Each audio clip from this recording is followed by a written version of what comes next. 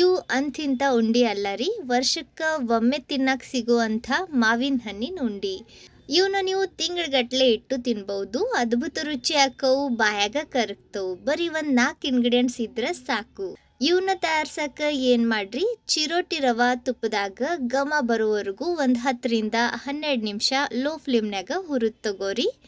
ಇದನ್ನು ತೆಗೆದು ಪ್ಲೇಟ್ನಾಗ ಆರಾಕ್ ಬಿಡ್ರಿ. ಮಾವಿನ ಹಣ್ಣಿನ ಪಲ್ಪ್ ತಗೊಂಡು ಇದನ್ನು ಗ್ರೈಂಡ್ ಮಾಡಿಕೊಂಡು ಆಮ್ಯಾಗ ಸಕ್ರೆ ಒಳಗೆ ಹಾಕಿ ಒಂದು ಎಳೆ ಪಾಕ ತಯಾರಿಸ್ರಿ. ನೋಡ್ರಿ, ಹಿಂಗೆ ಪಾಕ ತಯಾರಿಸ್ಕೊಂಡ್ಮ್ಯಾಗ ಇದನ್ನು ಒಂದು ಸ್ವಲ್ಪ ಆರಾಕ್ ಬಿಡ್ರಿ. ಇದು ಉಗುರು ಬೆಚ್ಚಗೆ ಹಾಕತ್ ನೋಡ್ರಿ, ಆಗ ಇದ್ರಾಗ ರವೆ ಹಾಕಿ ಕಲಸ್ರಿ. ಎಲ್ಲ ಇಂಗ್ರೀಡಿಯೆಂಟ್ಸ್ ಮೆಜರ್ಮೆಂಟ್ ಮ್ಯಾಗ ಸ್ಕ್ರೀನ್ ಮ್ಯಾಗ ಕೊಟ್ಟಿರ್ತೀನಿ. ಹಿಂಗೆ ಇದನ್ನು ಚಂದಾಗ ಕಲಿಸ್ಕೊಂಡ್ಮ್ಯಾಗ ಮುಚ್ಚಳ ಮುಚ್ಚಿ ಒಂದು 10 ನಿಮಿಷ ಅಳ್ಳಾಕ್ ಬಿಡ್ರಿ. ನಡುವ ಒಂದು 2 ಸತಿನಾದರೂ ಇದನ್ನು ಕಲಿಸ್ಕೊಂಡು ತಗೋರಿ. ಅಂದ್ರೆ ಮಿಕ್ಸ್ಚರ್ ಚಂದಾಗ ಉದುರಾಕತಿ, ಗಂಟ್ ಆಗಂಗಿಲ್ಲ. ಈ ಥರ ಇದು ಉದುರ ಆದ ನಂತರ ಉಂಡಿ ಕಟ್ರಿ. ಮ್ಯಾಗ ಡ್ರೈ ಫ್ರೂಟ್ಸ್ ತುಂಡು ಹಚ್ಚ್ರಿ.